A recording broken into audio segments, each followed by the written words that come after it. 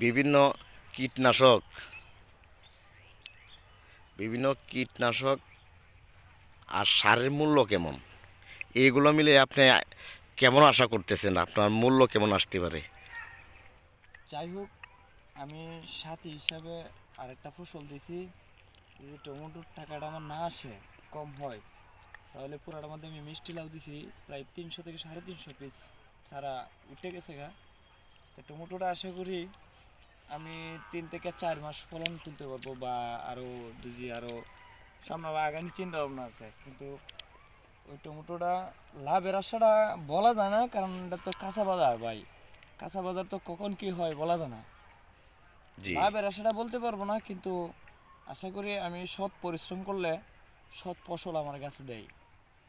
তে আমি সৎ পরিশ্রম করলাম, ফসল দিবে। বাজারজাত কত টাকা হবে বা হবে না, এইগুলা চিন্তা নিয়ে যদি আমি বসে থাকি, তাহলে তো চাষবাস বন্ধ হয়ে থাকবো।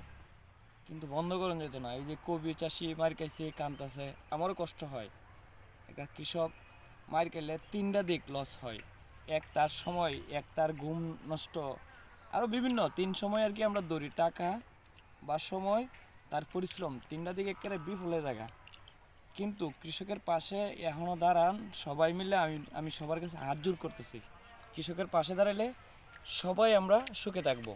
আমরা দেখছি সারাদিন, দিন শেষে সবারই, আমি সরকারি চাকরি করি, সবারই দিন শেষে খাবার নিয়ে আমরা ঘরে সুস্থ সবল বা শান্তিতে ঘুমাই।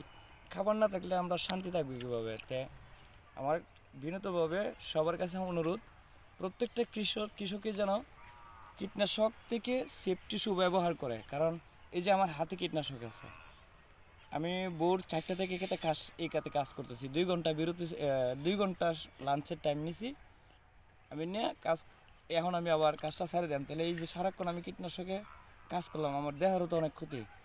বা এই কীটনাশক কিন্তু পুরা নেশাগ্রস্তর মতো, এর চেয়েও বেশি কঠিন লাগে, অনেক কঠিন এই বিষটা।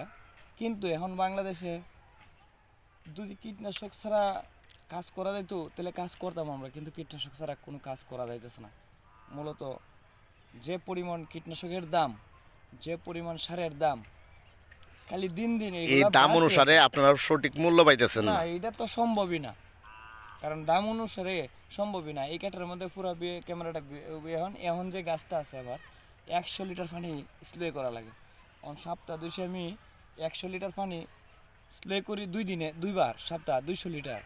এখন 200 লিটার পানির ডোজটা হিসাব করতে আমার 2500 থেকে 2600 টাকার দরকার। পুরোটা খেতে আমি একবার কীটনাশক বা ছত্রাকনাশক স্প্রে করলে।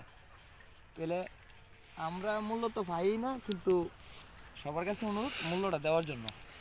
বা বিনোদভাবে অনুরোধ করছি ডাক্তার ইউনূস স্যারকে, যে আমাদের কৃষকের প্রতি একটু নজর দেওয়ার লাগি, বা সুনজর দেওয়ার জন্য। মানে সুনজর দেওয়ার লাগি, তাহলে আর দেশের বিভিন্ন গরিব বা ধনী সবাই সুস্থ এবং সবল থাকবে। বিভিন্ন কীটনাশক এবং বিভিন্ন রাসায়নিক সারের দাম কমানোর জন্য। হ্যাঁ, বিভিন্ন রাসায়নিক সারের দাম বা বিভিন্ন কৃষিকাজে তো কোনো যোগালের শেষ নাই।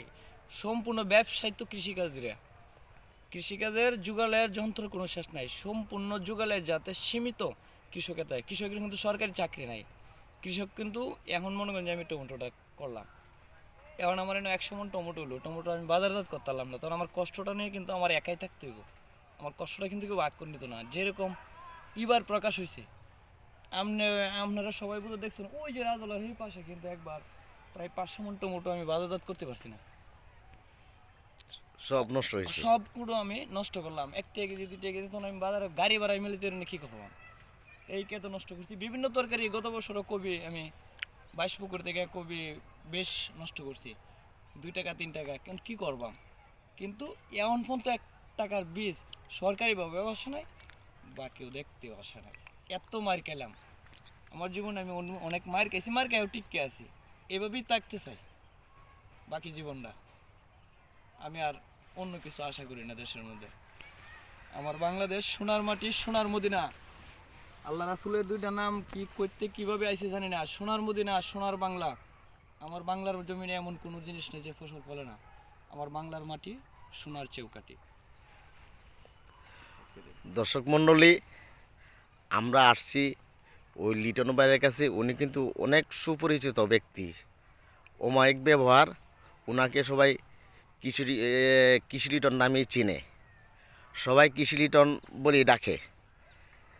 আজকে ওনার যে খুব বর্তমান সরকারের প্রতি কিংবা কৃষি সম্প্রসারণ কর্মীর প্রতি উনি যে পরিশ্রম আর যে কীটনাশক আর রাসায়নিক সারের যে খরচ এই কৃষিক্ষেত্রে করে, এতে ওনার পর্যাপ্ত দাম আসে না, পর্যাপ্ত মূল্য পায় না। দেখেন ওনার যে পরিশ্রম, ওনার যে শ্রম আপনি নিজেই অনুভব করতে পারেন। ওনার কৃষিকাজ অনেক সুন্দর করেছেন আলহামদুলিল্লাহ।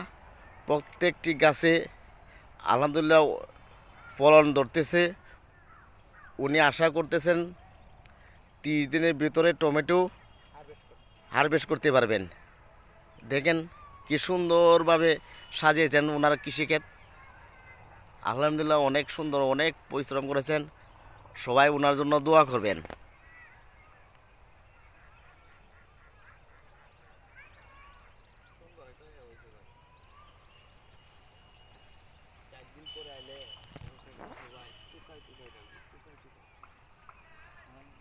ইয়া পড়ে থাকবে, এই যে নৌকা গাছে পড়তেছে, এই যে শুকাই পড়বে।